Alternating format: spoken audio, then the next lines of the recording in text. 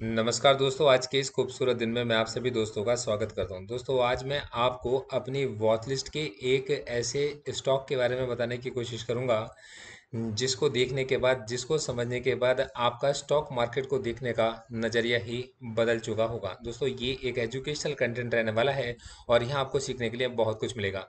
दोस्तों, मैं आपसे बात कर रहा हूँ आईडीएफसी लिमिटेड के बारे में। 42.2 के लो से रिकवर होता हुआ ये स्टॉक 109 के 52 वीक हाई को मारने के बाद इस वक्त पर 108 पर ट्रेड कर रहा है। दोस्तों, 17,328 करोड़ की मार्केट कैपिटलाइजेशन वाली ये कंपनी है। दोस्तों, मैं आपको बता के चलूंगा कि आईडीएफसी फर्स्ट ने हमारा ध्यान क्यों आकर्षित करा और मैंने इसको क्यों ऑब्जर्व करना स्टार्ट किया। दोस्तों, ये स्टॉक मेरी वॉच लिस्ट का स्टॉक है। वॉच लिस्ट के स्टॉक का ये मतलब नहीं है कि मैंने इसको आपको रिकमेंडेशन दी है या अपने आप परचेज किया है या अपने क्लाइंट्स को रिकमेंडेशन दी है। वॉच लिस्ट के स्टॉक्स का मतलब ये होता है कि ये स्टॉक के अंदर अपॉर्चुनिटीज़ बनती रहती हैं और इस स्टॉक के अंदर हम लोग टाइम टू टाइम अपने क्लाइंट को, जो वॉच लिस्ट के स्टॉक्स होते हैं, उनके अंदर बनने वाली अपॉर्चुनिटीज़ पर हम अपने क्लाइंट्स को टाइम टू टाइम इन्फॉर्म भी करते रहते हैं और खुद भी कभी उसके अंदर पोजीशन लेते रहते हैं एज पर जो भी सेबी की रिक्वायर्ड गाइडलाइंस होती हैं और जो भी उसके सेट क्राइटेरियाज होते हैं। तो दोस्तों, ये स्टॉक 17,328 करोड़ की मार्केट कैपिटलाइजेशन वाला स्टॉक है। दोस्तों, इस स्टॉक ने 42.2 का लो मारा है और 109 का इसने हाई मारा है और दोस्तों ये अभी 108 के आसपास ट्रेड कर रहा है। दोस्तों, बात निकल कर आती है कि इस स्टॉक ने ऐसे क्या चेंजेस किए होंगे, लोगों को इसको अंदर ऐसा क्या दिखाई दिया होगा कि 42.2 के स्टॉक को लोग 109 रुपये पे भी परचेस करने को तैयार थे। देखो दोस्तों, लोग हमेशा ये सोचते हैं कि ये स्टॉक महंगा हो गया है तो चलो इसको खरीद लें, और मैं ये समझने की कोशिश करता हूँ कि यार इसके पीछे के रैशनल्स क्या हैं। कोई तो लॉजिक होगा कि जो स्टॉक 42.2 रुपये पर अवेलेबल था, उस स्टॉक को तब ना खरीद कर आज लोग इसको एक ही साल भी नहीं हुआ होगा 109 रुपये पर खरीदने को तैयार है। तो दोस्तों, यहाँ पर मैंने इस चीज़ को थोड़ा सा समझने की कोशिश की और यहाँ पर मैंने देखा कि एक ऐसा स्टॉक, एक इतना बड़ा स्टॉक जो मतलब क्या कहते हैं 42.2 से 109 तक का मूवमेंट आपको एक ही साल के अंदर दिखा रहा है। यार, ये स्टॉक क्या डिविडेंड पे करके चलता है? ये ऐसा तो नहीं कि अपने डिविडेंड ना बांटकर केवल अपनी ही होल्डिंग्स को बढ़ा रहा था। देखो दोस्तों, यहाँ पर डिविडेंड पे आउट रेशो जो निकल कर आया 41.5% का निकल कर आया। अब क्या ये स्टॉक सच में फंडामेंटली इतना स्ट्रांग है या कहीं इसके अंदर ऑपरेटर तो नहीं आ गए जो इसको, ऑपरेटर्स इसकी प्राइस को जबरदस्ती बूस्ट कर रहे हैं और लोगों का पैसा फंसा दें? तो यहाँ पर मैंने एक बात देखी कि इसका, ये जो स्टॉक के प्राइस के अंदर जो ग्रोथ है, ये कहीं ना कहीं सेल्स ग्रोथ के साथ भी सपोर्ट होती है। क्योंकि देखो दोस्तों, प्रॉफिट्स आपके पास में इनकी डिग्री हो सकती है पर इंपॉर्टेंट चीज़ है सेल्स। तो सेल्स की जो ग्रोथ है इस स्टॉक की 73.6% है। अब इन चीज़ों को ध्यान में रखने के बाद में इस स्टॉक को मैंने अपने वॉच लिस्ट में डाला और इसके बारे में थोड़ा इन डेप्थ मैंने स्टडी करना स्टार्ट किया। तो दोस्तों, सबसे पहले मैंने इस स्टॉक के कामकाज के बारे में समझा। तो दोस्तों, इस साल की अगर आप थीम समझ कर चलेंगे बजट की, तो थीम रही है इंफ्रास्ट्रक्चर। मतलब गवर्नमेंट का पुश किस चीज़ के ऊपर? इंफ्रास्ट्रक्चर। नितिन गडकरी जी का पुश किस चीज़ के ऊपर? इंफ्रास्ट्रक्चर पर। तो मैं कुछ ऐसी कंपनीज को स्टडी कर रहा था जो इंफ्रास्ट्रक्चर से रिलेटेड हो। तो दोस्तों, ये एक ऐसी कंपनी है जो इंफ्रास्ट्रक्चर की फाइनेंस कंपनी है। मतलब ये फाइनेंस करके चलती है इंफ्रास्ट्रक्चर के प्रोजेक्ट्स को उन सेक्टर्स में जो कि एनर्जी सेक्टर के स्टॉक्स हैं, टेली कम्युनिकेशन के स्टॉक्स हैं, कॉमर्शियल या इंडस्ट्रियल प्रोजेक्ट्स हैं। तो दोस्तों, इस कंपनी ने मेरे ध्यान को आकर्षित करा। अब इसको जब मैंने और ज़्यादा गहराई से समझने की कोशिश करी तो अभी इस कंपनी ने अपने एक बड़े लोन को भी चुकता किया है। तो दोस्तों, ये एक इंपॉर्टेंट बात थी कि कंपनी पे उधार कितना है। तो दोस्तों, एचडीएफसी का एक लोन था जो कि 200 करोड़ के पास था, इसको उन्होंने पूरा पे ऑफ कर दिया है। तब यहाँ पर मेरी बात समझ में आती है कि यार इस स्टॉक में कुछ तो खास है, कि कुछ तो इस स्टॉक के अंदर पक रहा है। तो दोस्तों, मैं थोड़ा इसके प्रोज एंड कॉन्स के पीछे गया तो मुझे पता चला कि ये company almost debt free company है। स्कीनर.इन आपके सामने खुली हुई है। कंपनी ने हेल्दी डिविडेंड पे आउट 96.9% का बना रखा है और कंपनी की जो वर्किंग कैपिटल की रिक्वायरमेंट है 1217 डेज से रिड्यूस होकर 91.7 डेज आ गई है। इसको कभी बाद में डिस्कस करेंगे। अब जरा ध्यान दीजिएगा, इसके कौन्स भी हैं। अब दोस्तों, मैं इसकी पहले आपको ना इसको ऑब्जर्वेशंस में डालने के पीछे की वजह के बारे में लेकर आ रहा हूँ, तो जिससे कि आपको ना कॉन्सेप्ट क्लियर हो। फिर उसके बाद हम इसके चार्ट्स को भी देख के चलेंगे और यहाँ पे समझ के चलेंगे कि ये इतना एक्टिव स्टॉक है, तो मैं होऊंगा या कोई और होगा तो यहाँ कोई ना कोई तो आपको इसके बारे में बता ही रहा होगा। तो दोस्तों मैं इस समय पर अगर आपके साथ में इसकी सेल्स के बारे में बात करके चलता हूं, तो दोस्तों मैं इसके मार्च 2023 के क्वार्टर को कंपेयर करके चलूंगा मार्च 2022 के क्वार्टर के साथ में। तो दोस्तों लास्ट ईयर मार्च 2022 के क्वार्टर में इसकी सेल जो कि 2 करोड़ के पास में थी, आज इसकी सेल 53 करोड़ के पास में बनती है इस क्वार्टर में। दोस्तों एक्सपेंसेस की बात करके चलते हैं, जो कि 6 करोड़ थे, बढ़कर 49 करोड़ हो चुके हैं। और दोस्तों ऑपरेटिंग प्रॉफिट जो -4 करोड़ था, अब वो बढ़कर मतलब लॉस था, और अब वो आपका प्लस का 4 करोड़ बन चुका है। तो यहाँ पर ये बातें तो मेरी समझ में आई कि यहाँ पर इसके ऑपरेटिंग प्रॉफिट मार्जिन में भी एक बड़ा चेंज देखने को मिला, जो कि माइनस का 163% था। मतलब लॉस मेकिंग कंपनी, लॉस में काम करने वाली कंपनी 1 साल के बाद 7% का ऑपरेटिंग प्रॉफिट मार्जिन प्लस का पोस्ट कर रही है। और अदर इनकम्स को इसके अंदर जो दिखाया गया 3754 करोड़ की अदर इनकम इन्होंने पोस्ट की है। तो ये एक अलार्मिंग मेरे लिए बात है कि अदर इनकम इन पर आई कहाँ से है। ठीक है, अब देखिए इनका प्रॉफिट बिफोर टैक्स जो निकल कर आता है 3758 करोड़ का निकल कर आया। और 3758 करोड़ के इस टैक्स को जो मैंने कंपेयर करा 211 करोड़ के कंपैरिजन में, तो ये एक बहुत बड़ा चेंज है। और दोस्तों इस केस में नेट प्रॉफिट जो इन्होंने पे किया है वो 3387 करोड़ का। तो ये जो 3387 करोड़ का नेट प्रॉफिट है, ये नेट प्रॉफिट किनका है? तो 3387 करोड़ का ये जो नेट प्रॉफिट है, ये शेयर होल्डर्स का है। तो मैंने यहाँ पे समझा क्या शेयर होल्डर्स का इस अर्निंग पर शेयर इंक्रीज होगा, क्योंकि सारा profit number of share holders में ही जाकर डिस्ट्रीब्यूट होना है। तो हर शेयर होल्डर का जब अर्निंग पर शेयर इंक्रीज होगा, तो मार्केट में उस शेयर की डिमांड ऑब्वियस सी बात है इंक्रीज होगी। ये रीजन रहा होगा इस स्टॉक के एकदम से स्पीड में बंच करने का, मूव करने का, और एक बड़े चेंज हमने इसके अंदर देखा होगा। तो मैं इसको भी ऑब्जर्व करूंगा कि ये चेंज हम लोगों ने कहाँ से ऑब्जर्व किया, 42.2 का प्राइस कहाँ पर था, और उस समय पर लोग कर क्या रहे थे। थोड़ा सा आगे की तरफ आएंगे तो आपको और भी बहुत कुछ सीखने को मिलेगा। दोस्तों जब मैं इसमें नीचे की तरफ गया और जाकर मैंने इस चीज़ को ऑब्जर्व किया कि कंपनी की जो शेयर कैपिटल है वो 1600 करोड़ की है, जो कि मार्च 2022 में 1596 करोड़ थी। मतलब शेयर कैपिटल में कोई बड़ा इजाफा नहीं हुआ, लेकिन रिजर्व्स इसके 9997 करोड़ के हो गए हैं। और इसकी जो टोटल लाइबिलिटीज हैं अब वो बढ़कर 1186 करोड़ की हो गई हैं। आपको पता है कि टोटल लाइबिलिटीज और टोटल जो एसेट्स होते हैं वो हमेशा मैच करते हैं, तभी ये बैलेंस शीट कहलाती है। दोस्तों इंपॉर्टेंट पॉइंट थी इसका, जो इंपॉर्टेंट पॉइंट लगा मेरे को वो था आपका शेयर होल्डिंग पैटर्न, क्योंकि मतलब इसमें किसी ने तो बेचा होगा, तभी किसी ने अपनी पोजीशन क्रिएट की होगी। और जब उसके अंदर किसी ने पोजीशन क्रिएट की है, तो वो कौन लोग रहे जिन्होंने पोजीशन को क्रिएट किया और लगभग किस भाव के पास में उन्होंने उस पोजीशन को क्रिएट किया होगा कि मार्केट के अंदर एक बड़ा बूम हमें देखने को मिला। मैं आपको देखिए, मैं जब कभी किसी स्टॉक को देकर चलता हूँ, तो उस स्टॉक को देखने का मेरा नजरिया सारी चीज़ों से हटकर थोड़ा सा लॉजिकल बन जाता है। मैं एक रैशनल तरीके से सोचता हूँ, मैं एक कंजर्वेटिव इन्वेस्टर की तरह सोचता हूँ। तभी आपने देखा होगा कि मैं जो आपके सामने स्टॉक्स ढूंढ के लेकर आता हूँ, उन स्टॉक्स के अंदर मैं डाउनसाइड ऐसे स्टॉक्स पकड़ने की कोशिश करता हूँ जिनके अंदर डाउनसाइड लिमिटेड हो। और हम लोग हमेशा स्विंग्स को ही तलाश करने की कोशिश करते भी हैं। दोस्तों आप मेरे जो स्मॉल केस पर भी जाएंगे, तो स्मॉल केस पर आपको मेरे पोर्टफोलियो आइडियाज़ देखने को मिलेंगे। आप मेरे सारे पोर्टफोलियो आइडियाज़ देख सकते हो स्मॉल केस पर जाकर, और यहाँ आपको मेरी ये थीम समझ में आएगी। और अभी तक जिन इन्वेस्टर्स ने मार्केट में मेरी इन रिसर्च रिपोर्ट्स को रीड करके इन्वेस्टमेंट एडवाइजर से सलाह मशवरा करने के बाद मार्केट में अगर निवेश करा होगा, तो ये बात बहुत अच्छे से जानते होंगे कि how conservative our approach is towards the stock market. दोस्तों रिस्क तो मार्केट के अंदर हमेशा होता ही है। तो आप अगर कोई भी निवेश करें, तो अपने इन्वेस्टमेंट एडवाइजर से सलाह मशवरा करने के बाद अपनी रिस्क प्रोफाइल को कैलकुलेट करने के बाद ही मार्केट में कोई निवेश कीजिएगा। इंपॉर्टेंट जो चीज़ निकल कर आई थी वो थी मेरे पास में शेयर होल्डिंग पैटर्न। लॉजिक है, ध्यान समझिएगा।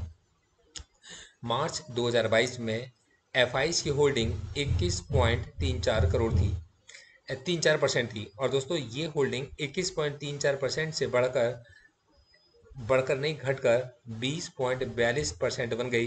बड़ी थी दिसंबर 2022 में, और मार्च में जाकर इन्होंने प्रॉफिट को बुक कर लिया। 20.42% इनकी होल्डिंग मार्केट के अंदर रह जाती है आईडीएफसी के अंदर। दोस्तों जब मैं डीआईज की बात करके जाता हूँ, तो डीआईज इस मामले में बड़े सियाने निकले। 11.84 करोड़, 11.84% की होल्डिंग को बढ़ाते बढ़ाते बढ़ाते बढ़ाते ये 20.48% तक ले गए। तो डीआईज को इसकी समझ थी कि ये स्टॉक कैसा परफॉर्म कर सकता है। और डीआईज ने इसके अंदर, आप देखते हैं डीआईज में भी कौन है, ठीक है। तो डीआईज के अंदर भी अगर आप देखेंगे, तो इसी के अंदर एक तो HDFC ट्रस्टी है, HDFC ट्रस्टी कंपनी लिमिटेड है, HDFC ट्रस्टी मतलब मेन तो HDFC है, ICICI प्रूडेंशियल इंफ्रास्ट्रक्चर फंड है, ICICI prudential multi cap fund है, या कुछ और टाटा म्यूचुअल फंड है, HDFC स्मॉल कैप फंड है। मतलब सारे बड़े बड़े दिग्गज प्लेयर्स ने इस स्टॉक के अंदर अपनी होल्डिंग को इंक्रीज किया है। और दोस्तों अपनी इस होल्डिंग को कॉन्टिन्यूस इंक्रीज करते करते ये 20.48% तक अपनी होल्डिंग को बना चुके हैं। यहीं गवर्नमेंट की होल्डिंग 16.45% है और पब्लिक के पास से ये शेयर स्लिप होता चला जा रहा है। आप देखेंगे कि पब्लिक की होल्डिंग कॉन्टिन्यूसली इस गिरावट में कभी कम होती चली गई होगी, और अब जब मार्केट के अंदर ये बूम पर आना शुरू हुआ तो सब लोग इस स्टॉक के पीछे भाग रहे होंगे। देखो दोस्तों मैं आपसे फिर कहूँगा कि इस स्टॉक के अंदर समय समय पर अपॉर्चुनिटीज निकलेंगी। वो इंट्राडे की अपॉर्चुनिटीज भी हो सकती हैं, वो स्मॉल मतलब क्या कहते हैं स्मॉल टाइम पीरियड के लिए मतलब 1 वीक के लिए भी अपॉर्चुनिटीज निकल कर आ सकती हैं। हो सकता है वो ऑप्शंस के जरिए अपॉर्चुनिटीज निकल कर आए। तो दोस्तों इस स्टॉक के अंदर मूवमेंट है और ये स्टॉक इस समय पर एक एक्टिव स्टॉक है। तो इस स्टॉक के अंदर अपॉर्चुनिटीज तो निकल कर आएंगी। तो दोस्तों इसलिए इस स्टॉक को मैंने अपनी ऑब्जर्वेशंस में डाला हुआ है। दोस्तों जो इसके अंदर लॉन्ग टर्म के इन्वेस्टर्स होंगे उन्हें जगह जगह पर मैं इसके स्टॉक के अंदर एंट्री पॉइंट्स उनको बता के चलूंगा कि वो इसको कहाँ पर एक्यूमुलेट कर सकते हैं। खुद जो मैं अपनी पोजीशंस इसके अंदर क्रिएट करके चलूंगा तो मैं ऑप्शंस के जरिए क्रिएट करके चलूंगा, क्योंकि दोस्तों मतलब मैं जो जनरली करता हूँ कि मेरी जो पोजीशंस होती हैं वो शॉर्ट टर्म की होती हैं और मैं ऑप्शंस के जरिए स्टॉक मार्केट के अंदर अपनी पोजीशंस को क्रिएट करने की कोशिश करता हूँ, जिससे क्या रहता है कि मतलब मेरी पोजीशंस हैज भी रहती हैं और मेरी इन्वेस्टमेंट पे मेरा कंट्रोल रहता है। हाँ रिस्की तो रहता है कि वो इन्वेस्टमेंट पूरी जीरो भी हो सकती है, पर जितना बड़े एक अच्छे रिवॉर्ड को टारगेट करने के लिए कई बार मैं रिस्क मार्केट के अंदर अपना बढ़ा भी लेता हूँ। तो दोस्तों यहाँ पर इस समय पर अगर मैं आपको इसके चार्ट पर लेकर आता हूँ तो दोस्तों हम लोगों ने सारे पॉइंट्स को समझा। हमने दिसंबर 2022 को समझा, मार्च 2022 को समझा, एक एक पॉइंट को हम समझ के चले। पिछले मार्च के क्वार्टर को हम लोगों ने समझा। तो दोस्तों मार्च के क्वार्टर के अंदर जब ये रिजल्ट पोस्ट होकर आए होंगे उस समय पर आप ही समझो उसके पास पहले कितनी बड़ी गिरावट थी। रिजल्ट पोस्ट होकर आने वाले थे, मार्केट के अंदर मार्केट पार्टिसिपेंट्स को सारी नॉलेज थी, बड़े इन्वेस्टर्स ने आपको मार्केट से आउट किया। आप देख सकते हो बड़े इन्वेस्टर्स ने आपको मार्केट से आउट किया। मार्केट से आउट करने के बाद में अपनी पोजीशंस को क्रिएट किया, और पोजीशंस को क्रिएट करने के बाद दोस्तों ये 23/2/2023 की बात है। मतलब कहीं ना कहीं आप ये मान के चलो 1 मार्च के आसपास की बात समझ लो कि 1 मार्च के आसपास इस स्टॉक ने इस लेवल के पास में कंसोलिडेट करना शुरू करा। और मैं ये कहता हूँ कि डिप के बाद जो इसमें सही मायने में रैली आई है वो 17 अप्रैल से आनी शुरू हुई है। और दोस्तों 17 अप्रैल को इसका भाव था 76.79 का। 76.79 के भाव से ये मार्केट के अंदर स्टॉक उठना शुरू होता है और इसके मूविंग एवरेजेस सुधरते हैं। और हर बार इसने जो सपोर्ट ली है अपने 20 डेज के मूविंग एवरेज के पास में लिए, तो मतलब एक स्ट्रेटजी के तहत तो 20 डेज के मूविंग एवरेज के पास मार्केट पार्टिसिपेंट अपनी पोजीशंस को क्रिएट करके चल रहे थे। और उसके बाद कॉन्टिन्यूस ये स्टॉक इंप्रूव होता चला जा रहा था। मतलब 5 डेज का मतलब वीकली एवरेज अगर आप देखोगे तो ये 108 के पास में पहुंच गया। तो क्या ये इसका लाइफ टाइम हाई है? क्या ये स्टॉक अब इसके बाद से एक रिवर्सल शो करेगा?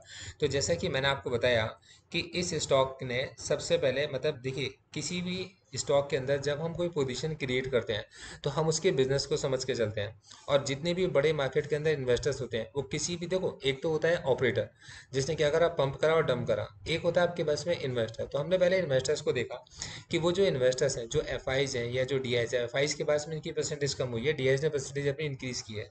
तो डीआईएस जब भी कभी अपनी किसी पोजीशन को क्रिएट करके चलेंगे तो वो इसके अंदर बस एक ही ऑप्शन रख सकते हैं कि वो पुट ऑप्शन से इसको हैच करके चलते हैं। तो जैसे म्यूचुअल फंड्स की बात मैं आपसे करके चलता हूँ, तो म्यूचुअल फंड क्या करते हैं, केवल पुट ऑप्शन से अपनी पोजीशंस को हैच करके चलते हैं। तो वो फंडामेंटली गुड कंपनीज को चूज करते हैं जिसके अंदर वो लॉन्ग टर्म के लिए होल्डिंग बना सकते हो। अभी लॉन्ग टर्म की होल्डिंग क्या उन्होंने यहाँ क्रिएट की होगी? अब आप लॉजिकली समझ के चलो कि एक स्टॉक अपने 52 वीक हाई के पास चल रहा है। अब कौन ऐसा बेवकूफ़ इंसान होगा जो 108 के हाई के पास में जाकर अपनी एक बड़ी होल्डिंग क्रिएट करेगा, तब जब उसके पास में ये होल्डिंग क्रिएट करने की अपॉर्चुनिटी इसको नीचे मिल रही थी, एक लोअर प्राइस पे मिल रही थी। तो इसके अंदर जो बड़े वॉल्यूम्स इमर्ज होकर आए थे वो लोअर प्राइस पे निकल कर आए थे, मतलब तब जब लोग इसको डर के मारे बेच रहे थे। तो मार्केट के अंदर इसके कामकाज को समझने वाले लोग इसके काम को समझ रहे थे। और मार्च के क्वार्टर के रिजल्ट्स के पोस्ट होने के बाद इस स्टॉक के अंदर एक अच्छा खासा वक्त मिला था लोगों को एक्यूमुलेट करने का, मगर इसके इस चाल को समझने से पहले ही मार्केट के अंदर जब इसके अंदर चाल आई तो लोग वेट करते रह गए और ये स्टॉक ऊपर की तरफ निकल गया। तो दोस्तों इस समय पर ये स्टॉक क्या इसके अंदर अपसाइड खत्म हो जाती है, क्या इसके बाद से वापस नीचे गिरेगा? इस सवाल के जवाब को ढूंढने के लिए हम इसको मंथली टाइम फ्रेम पर लगाते हैं। तो जब आप इसे मंथली टाइम फ्रेम पे लगाओगे तब आपको पता चलेगा कि ये जो स्टॉक है, इस स्टॉक का जो लाइफ टाइम हाई था तकरीबन 2007 के पास में था। एक मिनट दीजिएगा, ये देखिए, ये इसका मंथली टाइम फ्रेम है। मैं इसको छोटा करना शुरू करता हूँ तो ये मंथली टाइम फ्रेम पर अगर मैं आऊँगा तो लगातार देखिए ना, ये 3 महीने से लगातार हायर हाइज बना रहा है, लोअर देखिए ना, हायर लोज बना रहा है और हायर हाइज बना रहा है। मतलब ये स्टॉक पिछले 3 महीने से लगातार कॉन्टिन्यूसली सिग्नल्स पे सिग्नल देके चल रहा है कि ये स्टॉक अप मूव में आ रहा है। मतलब इस स्टॉक को समझने का जो सबसे बढ़िया सिस्टम है, जो सबसे बढ़िया पैटर्न है, वो मंथली टाइम फ्रेम है। दोस्तों इसी के अगर आप मूविंग एवरेजेस को देखेंगे तो मंथली मूविंग एवरेजेस को ये बहुत ज़्यादा फॉलो करता है और ये कन्वर्ट होते थे 59.3 के पास में। तो 59 से इसकी जो मूवमेंट जो स्टार्ट होती है वो असली मूवमेंट स्टार्ट होती है, क्योंकि 59 के पास में बड़े वॉल्यूम्स इमर्ज होकर आते हैं और मार्केट पार्टिसिपेंट ने इसके अंदर देखिए, ये वो जगह है जहाँ पर देखिए, हमने देखा भी कि ये कौन सी जगह है। ये फरवरी की जगह है जहाँ पर आपके पास में किसी ने एक बड़ी डिप का फायदा उठाकर अपनी एक बड़ी पोजीशन को क्रिएट किया होगा और किसी ने इसको अपनी अपॉर्चुनिटी समझते हुए इसको अपने प्रॉफिट को पीछे बुक भी किया होगा। तो दोस्तों इस स्टॉक का जो सही प्राइस निकल के आया वो 74 पॉइंट के पास से निकला है, मतलब 74 रुपए के पास में इस स्टॉक के अंदर एक बड़ी होल्डिंग क्रिएट हुई है। और इसी के पास में मैं एक लाइन भी ऑल्टर एच से मार्क कर लेता हूँ, मेरी ऑब्जर्वेशन से मेरी हेल्प करेगी। तो ये स्टॉक अभी 74 से लेकर 108 के रेंज के अंदर मुझे ट्रेड होता दिखाई दे रहा है। इसी चीज़ को जब मैं पीछे आकर देखता हूँ तो यार ये स्टॉक अभी अपने ब्रेकआउट के पास में है, जिसमें इसने अपने पिछले डेज के देखिए ना, अपनी पिछली गिरावट के बाद एक कॉन्टिन्यूसली, अब देखिए, अब मैं इस स्टॉक के लिए ये एक इंपॉर्टेंट लेवल बनता है आपके पास में 86 का। तो मतलब ये कि ये जो स्टॉक है 86 के लेवल को क्रॉस करके 108 के पास है और अब ये अगर इसी मोमेंटम में रहा तब ये इसकी संभावना इसको क्रॉस करने की बन सकती है। ये हम जो चार्ट्स को देखकर लगा पा रहे हैं, ये अंदाजा हम इस चार्ट्स को देखकर लगा पा रहे हैं। तो दोस्तों ये मेरा पूरा एनालिसिस था इस स्टॉक के बारे में। मैं आपसे फिर ये कहना चाहूँगा, इस स्टॉक को खरीदने की या बेचने की मेरी आपको किसी तरीके की कोई रिकमेंडेशन नहीं है। मैं चाहूँगा कि आप इस वीडियो से रिलेटेड मेरे जो डिस्क्लेमर्स हैं उन्हें ध्यानपूर्वक पढ़ लें और मार्केट में कोई भी निवेश करने से पहले अपने इन्वेस्टमेंट एडवाइजर से सलाह ज़रूर लें। दोस्तों मैं एक सेबी रजिस्टर्ड रिसर्च एनालिस्ट हूँ। मेरा नाम है गौरव शर्मा, मेरी वेबसाइट है gaurav.in, मेरा ये एड्रेस है। और अगर आप मेरे साथ कांटेक्ट करना चाहते हैं, मुझे ज्वाइन करना चाहते हैं स्टॉक्स के वीकली रिव्यूज़ के लिए या निफ्टी की पोजीशन स्ट्रेटजीज के लिए, तो ये मेरा व्हाट्सएप नंबर है जहां आप मुझसे कांटेक्ट कर सकते हैं। दोस्तों इस वीडियो के कुछ डिस्क्लेमर्स हैं। Investments in securities market are subject to market risk. Read all the related documents carefully before investing. The securities quoted are for illustration only and are not recommendatory. Registrations granted by SEBI, membership of BSL in case of investment advisors, and certification from NISM in no way guarantee performance of the intermediary or provide any assurance of returns to the investor. दोस्तों stock market की news और trend of Nifty analysis के लिए आप मेरी website पे visit कर सकते हैं। दोस्तों इसी के साथ अगर आप मेरे एजुकेशनल कंटेंट को विजिट करना चाहते हैं तो मैंने इसके लिए गौरव.in वेबसाइट पर बहुत अच्छे अपने आर्टिकल्स बनाकर डाले हुए हैं, जिनको रीड करने के बाद आपकी नॉलेज में इजाफा होना तो तय है। तो आप अपनी नॉलेज को इंक्रीज करने के लिए मेरी वेबसाइट पर आकर भी इसको रीड कर सकते हैं। इस वीडियो को अगर आपको पसंद आया हो तो इस वीडियो के बारे में आपकी जो भी राय बनती हो कमेंट बॉक्स में ज़रूर बता के जाइएगा। Thank you so much, all the best.